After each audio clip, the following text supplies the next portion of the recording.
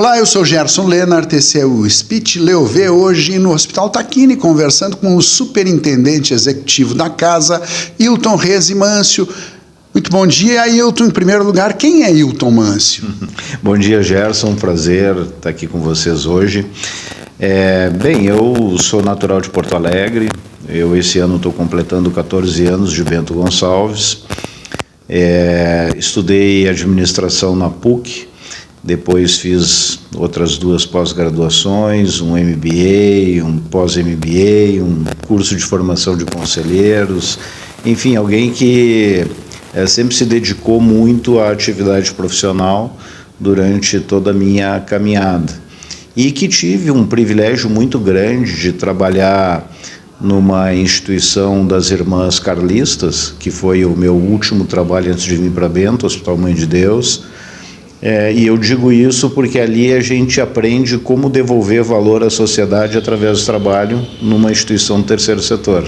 Pois é, mas com as Irmãs Carlistas, ok, administração hospitalar, como foi essa opção por administração hospitalar? Foi casual ou já saiu pensando nisso? Eu já tinha trabalhado no sistema financeiro, eu já tinha trabalhado em varejo, lojas Renner, né? Já tinha tido outras passagens. E fui contatado numa oportunidade lá em 1993 por um headhunter com uma oportunidade em hospital. Eu trabalhei 2 vezes no Mãe de Deus, na minha primeira passagem pelo Hospital Mãe de Deus.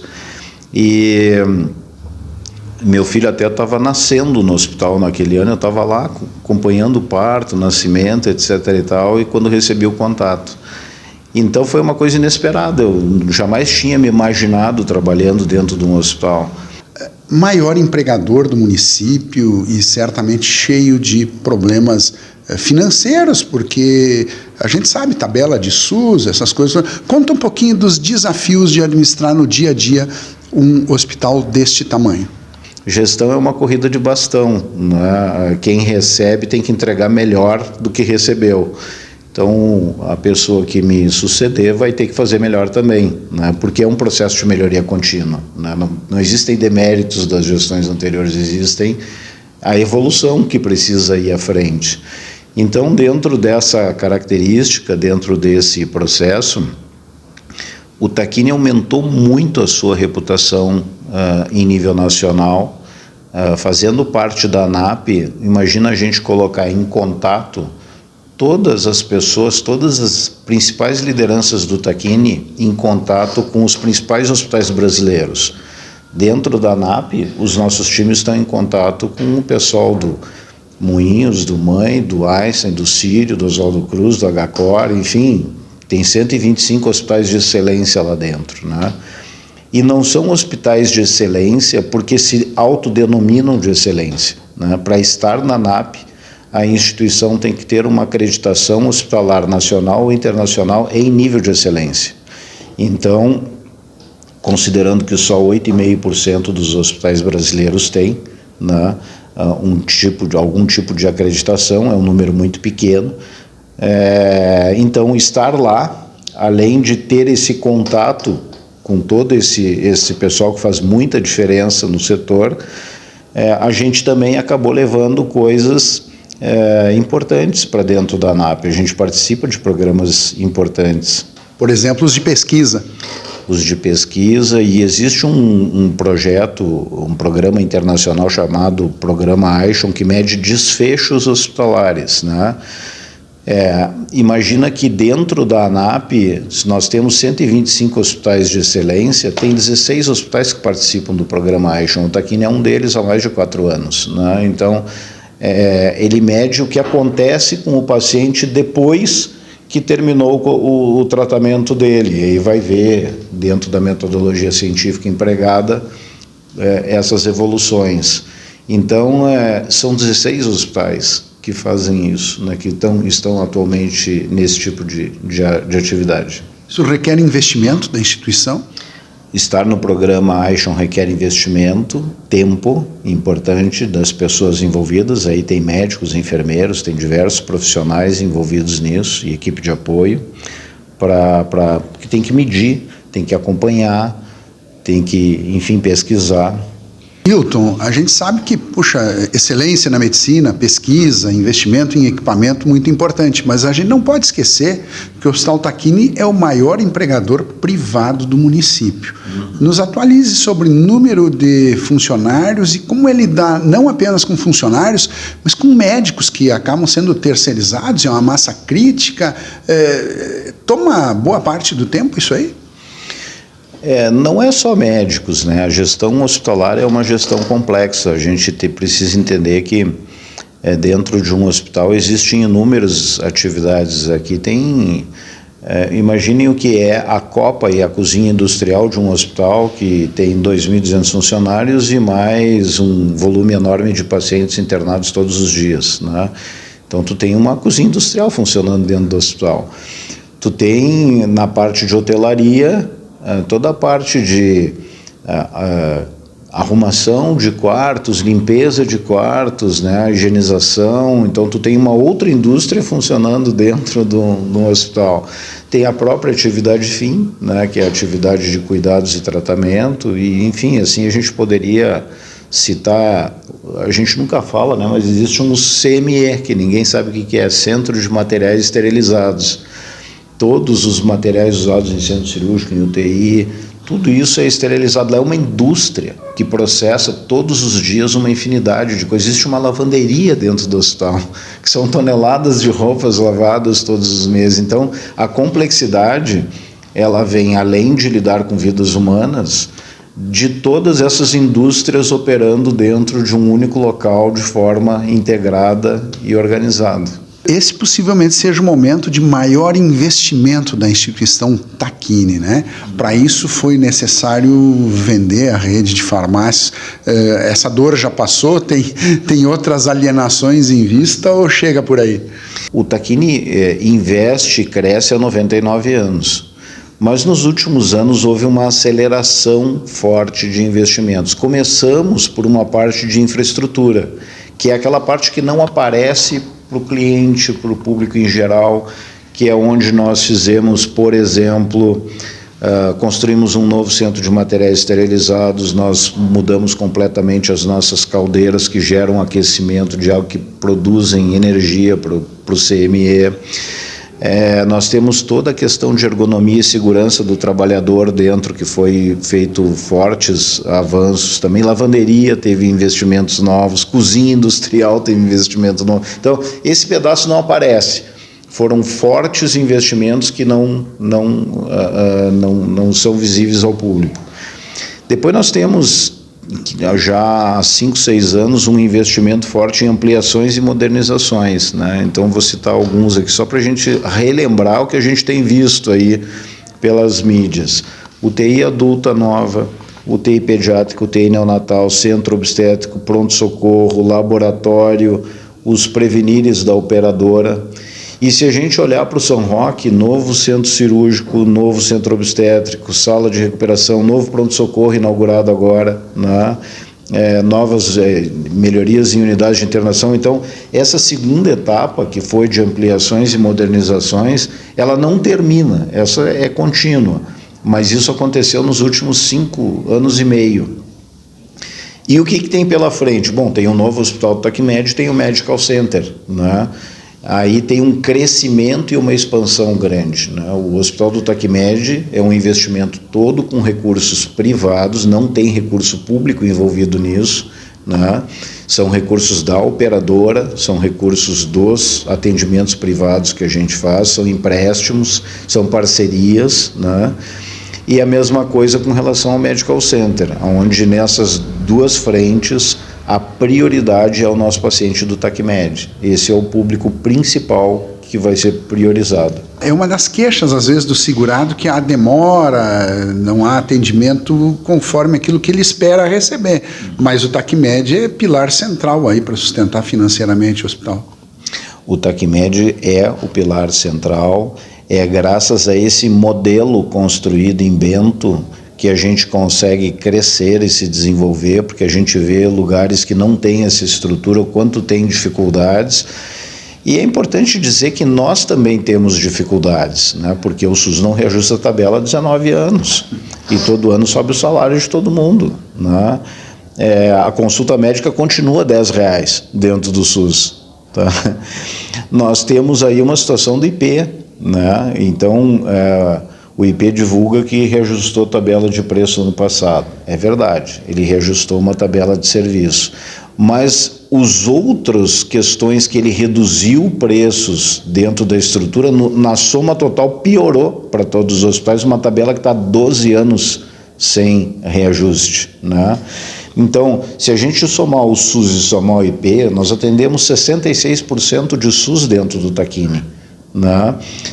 Eu vejo muitas vezes as pessoas nos criticando com alguma coisa em relação ao SUS, mas nós não gerenciamos demanda do SUS, nós atendemos o SUS, a demanda vem para cá e nós atendemos. Então aquela coisinha, mas vocês não recebem os pacientes. Todos os dias existem leitos disponibilizados para o SUS. Agora nós não definimos os critérios de ocupação desses pacientes que vêm. Quem define é uma central de regulação? Central de regulação, o próprio município com relação à UPA tem um acesso mais direto ao Tacchini também, né? Então, quando o SAMU vem direto ao Tacchini, não é o Tacchini que chama o SAMU, tu entende? O SAMU vem direto para o Tacchini trazer um paciente para atendimento. Bom, o senhor acaba de dizer que não tem investimento público nessas questões aqui, mas a gente toda semana vê alguma emenda parlamentar chegando. Isso é um trabalho forte de bastidor e isso é investido em quê? Em equipamento, por exemplo? Isso são investidos prioritariamente em equipamentos e todos os investimentos do SUS ocorrem nas áreas que a gente atende SUS. Por exemplo, a gente compra equipamentos para o bloco cirúrgico, a gente compra equipamentos para UTI, a gente compra equipamentos para hemodiálise. Todos esses locais são atendidos pacientes do SUS, né? Mas lá também se atende privado. Tá bem, mas vamos olhar o seguinte, nós temos uma UTI que eu tenho um leito que nesse momento tem um paciente privado. Amanhã pode ter um do SUS utilizando. Entende? Então essas estruturas, elas são compartilhadas. A nossa atividade fim, é importante destacar isso, não existe uma ala SUS no centro cirúrgico, na UTI, na hemodiálise, não existe uma ala SUS e uma ala convênios. A gente sabe que pelo Brasil é assim que funciona. Em muitos hospitais tem a ala SUS e a ala convênios. Aqui não tem. Então essas estruturas elas são otimizadas e os recursos das emendas são aplicados nisso. Tantos de custeio que acabam comprando medicamentos, que acabam atendendo despesas relativas ao SUS, e aí o pessoal nos pergunta assim, mas então vocês pegam o dinheiro do custeio e também pagam a conta privada. Não, o que a gente faz? Se eu atendo 66% da minha demanda SUS, a gente ainda bota um teto. Nós vamos usar o recurso para custear 60% da despesa. Nem é a totalidade, a gente crava naquilo que a legislação estabelece. Então, não se usa, em hipótese alguma, recurso público para financiar nada na iniciativa privada. Recentemente foi inaugurado já aqui o estacionamento do prédio novo, a gente vê que o andar térreo está praticamente concluído, continuam as obras normais, não precisa vender o hospital para o Moinhos de Vento, como de vez em quando alguém arrisca aí? Primeiro eu queria comentar o seguinte, nós temos num momento de dificuldade de recursos para fazer tanto crescimento e tanto investimento, nós temos um pedaço que nós contraímos de empréstimos, né? Mas nós temos a venda da farmácia Tacmed que está sendo aplicada nesse crescimento, então foi extremamente importante que nós chegamos num momento em que muito difícil competir com grandes redes, né? E nós achamos que estava no momento da gente concentrar mais a nossa atividade. Mas a gente vem desenvolvendo parcerias que têm trazido muito dinheiro para Bento, né? Por exemplo, a parceria com o Univates trouxe muito dinheiro para o Tacchini, que permitiu a construção daquela torre que está ali.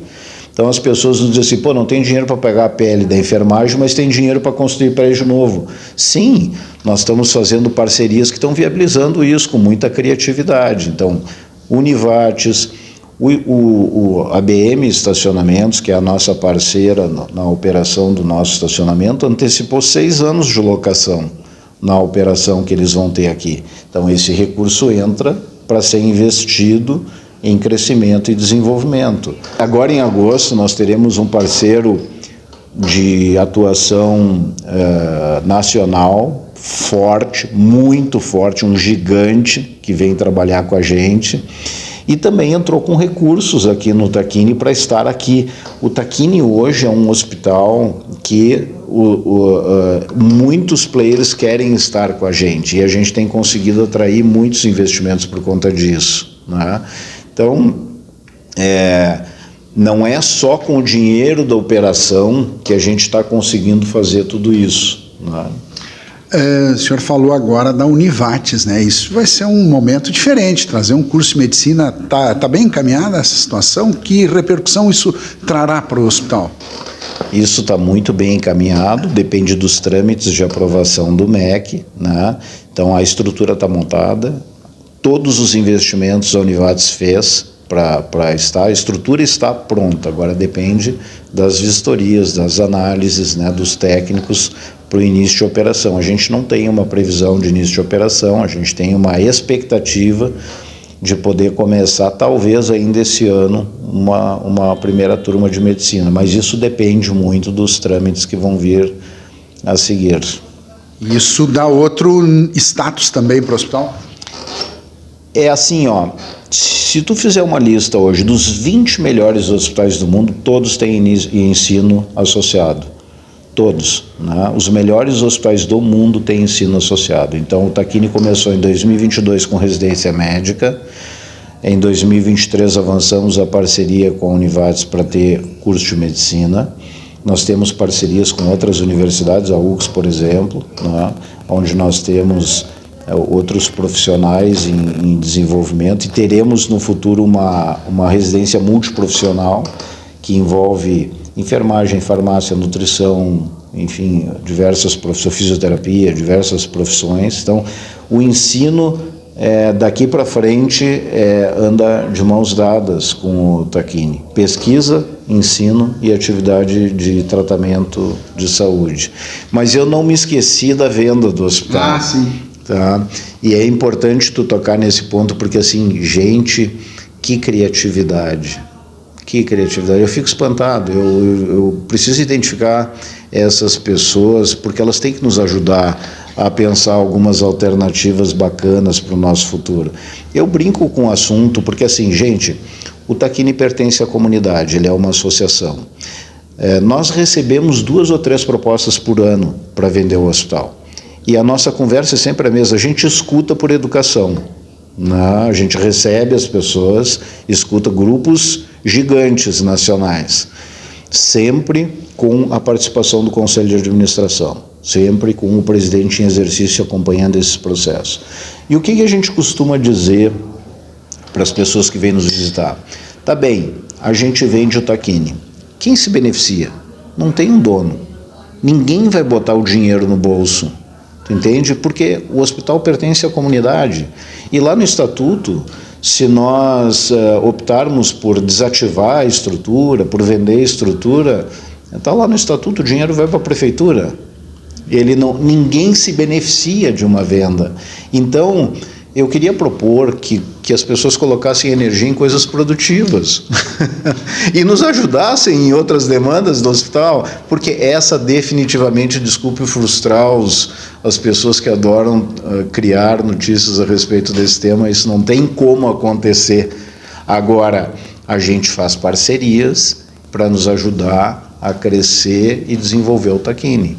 Propor uma figura que tu mesmo passasse, essa questão de passagem de bastão, tá?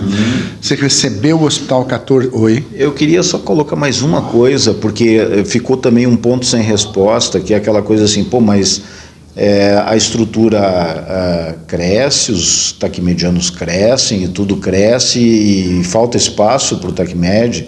Primeiro ponto, as pessoas aqui na cidade, em geral, só têm a experiência do Tacmed, né? Não conhecem a realidade em outros lugares com outras operadoras. A nossa operadora é muito boa, Ela faz as coisas de uma forma muito ágil e muito rápida. Ontem, conversando com esse parceiro que será anunciado daqui a 30 dias, narrando o funcionamento da nossa operação, por exemplo, do laboratório, que nós temos um posto no Lamérica, onde a gente só atende TACMED, o que essa pessoa nos disse? Pô, mas isso é benchmark nacional, ninguém tem esse tempo de atendimento de paciente no país. Nem os melhores grupos do país têm esses tempos de atendimento. Como vocês conseguiram fazer isso, né? Bom, é que ali nós temos uma solução só para o TACMED. A gente consegue fazer o check-in do paciente do TACMED muito rápido. Agora, quando eu pego de um convênio, eu tenho a burocracia do convênio para seguir.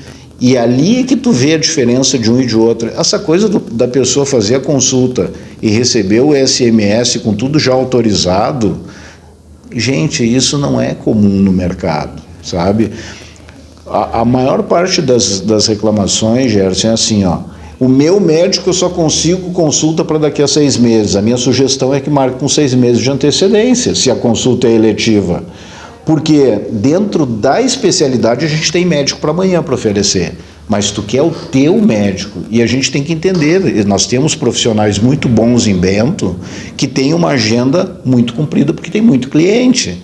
Eu não consigo lá interferir na agenda dele. Se a tua escolha é por ele, tu tem que entrar dentro da fila de atendimentos dele. Agora, mas eu não posso esperar 6 meses. Tá bem, dentro dessa especialidade nós temos outros profissionais para oferecer.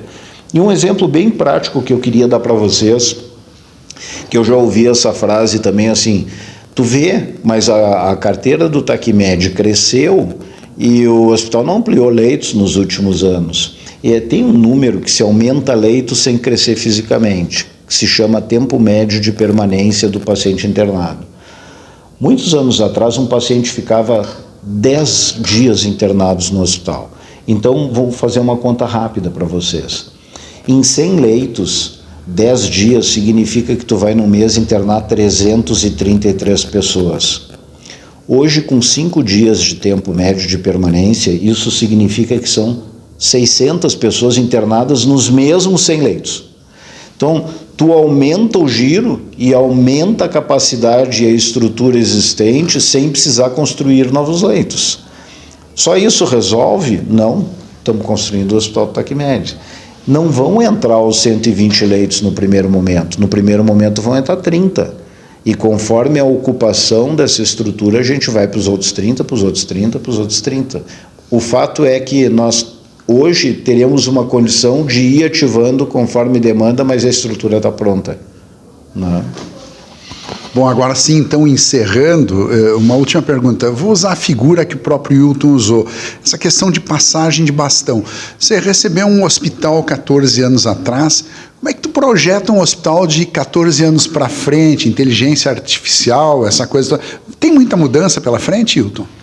Eu não recebi há 14 anos, porque 5 anos eu trabalhei com Pilete, né? Aliás, uma bela experiência profissional e um privilégio ter trabalhado 5 anos com ele. Mas como é que a gente projeta para frente? Nós precisamos, primeiro, pensar o futuro e executar no presente, porque senão o futuro não vai chegar. O futuro se constrói hoje, né?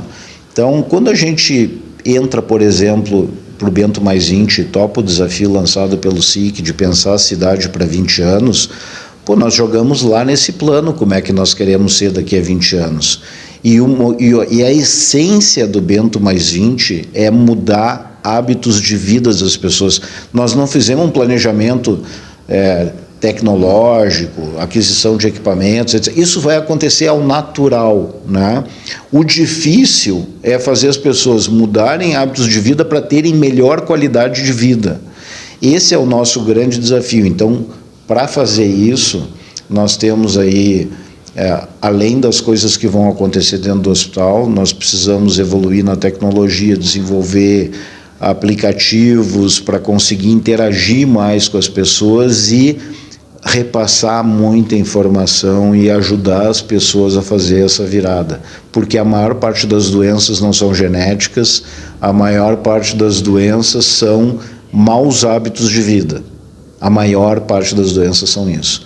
E só relembrando, as Blue Zones, que foram a nossa fonte de inspiração para o Bento Mais 20, são lugares no mundo que têm comunidades que têm um número de pessoas centenárias elevado em relação às médias mundiais, sem as doenças características dos centenários. e fundamentalmente são hábitos de vida, sabe? Então a fórmula é simples, ela não é complexa, ela não é cara, ela não é tecnológica, né? Diferente de tudo que se pensa, né? Embora nós tenhamos N projetos de inteligência artificial, alguns já implantados e outros em desenvolvimento. Tá bem, agradecendo aí a assistência técnica do Alexandre Brusa, da Cristiane Herbert, e sob o olhar de canto de olho aqui do Dr. Bartolomeu Tacchini, nós agradecemos ao Wilton Mâncio. Esse foi o Speech Leo V. Até a próxima.